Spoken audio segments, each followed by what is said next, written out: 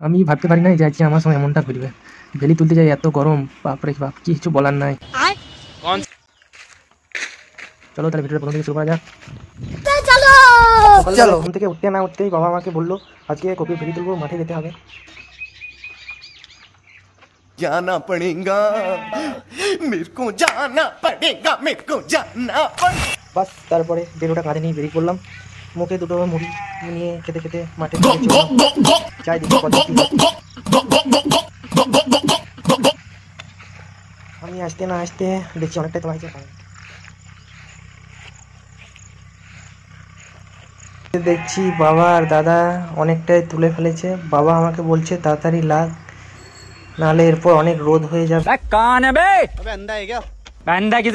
হ্যাঁ, তুই বরং ক্যামেরা ধরে রাখ, ভিডিও কর, আমরা ভেলিটা তুলছি।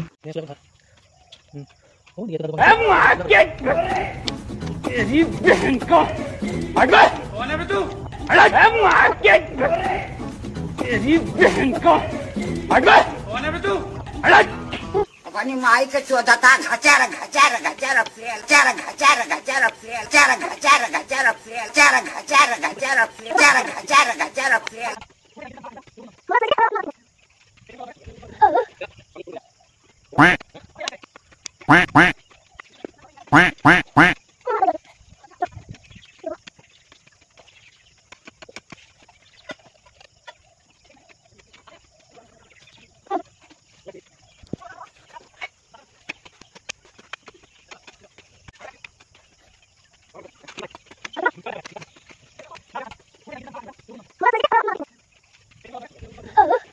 যাক, অনেক কষ্ট মষ্ট করে যাই হোক ভ্যালিটা তো তুলে কমপ্লিট করলাম। দাদা আপনি বলছে নে বসিস না, আর যেটুকু আছে ড্রেনগুলো ঝালাই দে, ঝালাই দিয়ে তাড়াতাড়ি চল। ওইটাতে আবার বাবা দাগ টানছে, ড্রেনগুলো টানতে হবে।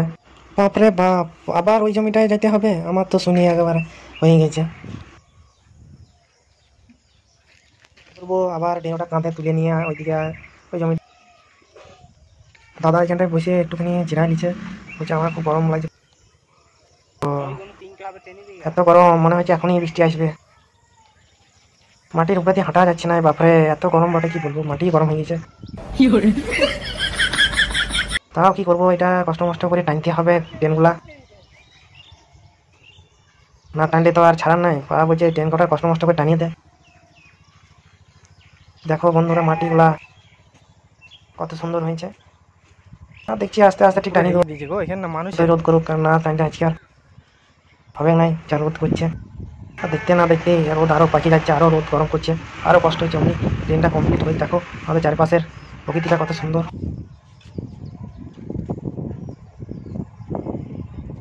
ব্যাস কমপ্লিট হয়ে গেল। এবার ট্রেনটা কাঁধে তুলে নিয়ে বাড়ি চলে যাচ্ছি, কাজটা শেষ করে দিই।